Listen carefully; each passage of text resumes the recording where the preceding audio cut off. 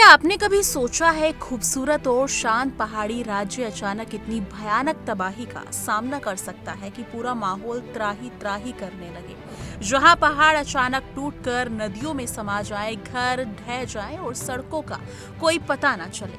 उत्तराखंड में कुछ ऐसा ही हुआ है। ये कोई आम बाढ़ या भूस्खलन नहीं है, बल्कि एक बड़ा प्राकृतिक संकट जिसने लाखों लोगों की जिंदगी को हिलाकर रख दिया।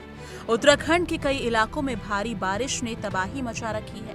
पहाड़ों से टूटे मलबे ने न केवल सड़कों को उखाड़ दिया, बल्कि कई घरों और दुकानों को भी अपने साथ ले गया। कई जगहों पर संपर्क टूट चुका है और राहत दलों के लिए भी यहाँ तक पहुँचना एक बड़ी चुनौती बन गया है। सवाल उठता है कि जब इस तरह की तबाही होती है तो हमारा प्रशासन और सरकार मदद करती है। जी हाँ, क्या पीड़ितों को सही समय पर मदद मिल पाई है? गुरुवार को इस संकट को समझने और राहत कार्यों का जायजा लेने के लिए प्रधानमंत्री नरेंद्र मोदी खुद देहरादून पहुंचे।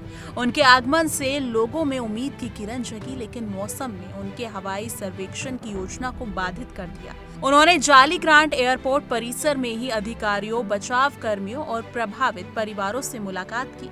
प्रधानमंत्री ने साफ शब्दों में भरोसा दिलाया कि केंद्र सरकार पूरी तरह मदद करेगी और उत्तराखंड अकेला नहीं है। प्रधानमंत्री ने उत्तराखंड की आपदा के लिए 1200 करोड़ रुपए की तत्काल राहत राशि देने की घोषणा की। ये राशि राहत, बचाव और पुनर्निर्माण कार्यों में खर्च की जाएगी। साथ ही उन्होंने मृतकों के परिवार को 2 लाख रुपए और घायलों को 50,000 रुपए की आर्थिक सहायता देने की भी बात कही। ये आर्थिक मदद पीड़ित परिवारों के लिए इस कठिन समय में थोड़ी राहत लेकर आएगा। जी हाँ, प्रधानमंत्री जी ने ये जो घोषणा की, वो जो घर पूरी तरह से क्षतिग्रस्त हो गए हैं उनके लिए की है। उनके लिए प्रधानमंत्री आवास योजना के तहत पुनर्निर्माण की विशेष योजना चलाई जाएगी। इसके अलावा सड़कों, पुलों, स्कूलों और अन्य बुनियादी ढांचों को दोबारा खड़ा करने के लिए केंद्र सरकार हर संभव मदद करेगी। केंद्रीय टीमें नुकसान का आकलन कर रही हैं और रिपोर्ट आने के बाद और भी सहायता प्रदान की जाएगी। इस त्रासदी में अनाथ हुए बच्चों को पीएम केयर्स फॉर चिल्ड्रन योजना के तहत विशेष मदद दी जाएगी। इन बच्चों की शिक्षा, स्वास्थ्य और पालन पोषण के लिए सरकार व्यापक सहयोग करेगी, जिससे उनका भविष्य सुरक्षित बनाया जा सके। ये पहल उन परिवारों के लिए उम्मीद की एक नई किरण है जो इस आपदा में अपनों को खो चुके हैं। आपदा के इस भयानक दौर में सबसे अहम भूमिका निभा रहे हैं एनडीआरएफ, एसडीआरएफ और आपदा मित्र स्वयंसेवक। प्रधानमंत्री मोदी जी ने इन सभी बहादुरों से मुलाकात की और उनकी बहादुरी और सेवा भावना की प्रशंसा की। इनकी मेहनत और जोखिम उठाने की हिम्मत के कारण ही कई लोगों की जान बचाई जा सकी है। देश को ऐसे समर्पित सेवकों पर गर्व है। वहीं इस बीच राजनीतिक हलकों में हलचल भी है।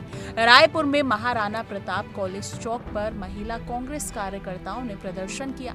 पुलिस ने महिला कांग्रेस अध्यक्ष ज्योति रौतेला समेत कई कार्यकर्ताओं को जॉली ग्रांट एयरपोर्ट जाने से रोक दिया। राजनीतिक मतभेद अलग बात है, लेकिन इस संकट के समय सबसे जरूरी है एकता और सहयोग। अब सवाल ये उठता है, आप और हम इस स्थिति में क्या कर सकते हैं? सबसे पहले तो जरूरत है कि हम अफवाहों से बचें और सही जानकारी ही फैलाएं। इसके अलावा आप उत्तराखंड राहत कोष में दान कर सकते हैं, जिससे मदद सीधे प्रभावित परिवारों तक पहुंचे। राहत सामग्री जैसे कि कपड़े, सूखा राशन और दवाइयां उपलब्ध करवाकर भी मदद कर सकते हैं। सोशल मीडिया पर जागरूकता फैलाना भी इस समय अहम है। जी हाँ, उत्तराखंड ने पहले भी कई बार प्राकृतिक आपदाओं का सामना किया है और हर बार मजबूती से उभरा है। इस बार भी ऐसा ही होगा। सरकार, प्रशासन, बचाव दल और आम जनता मिलकर इस विपदा से पार पाएंगे। हमें एकजुट होकर प्रभावितों की मदद करनी होगी ताकि वो इस कठिन दौर से जल्द उबर सके। दोस्तों, अगर आपको ये वीडियो जानकारी पूर्ण लगा हो और अगर आपको इस मुद्दे पर कुछ कहना हो तो कमेंट सेक्शन में अपनी राय जरूर साझा कीजिएगा।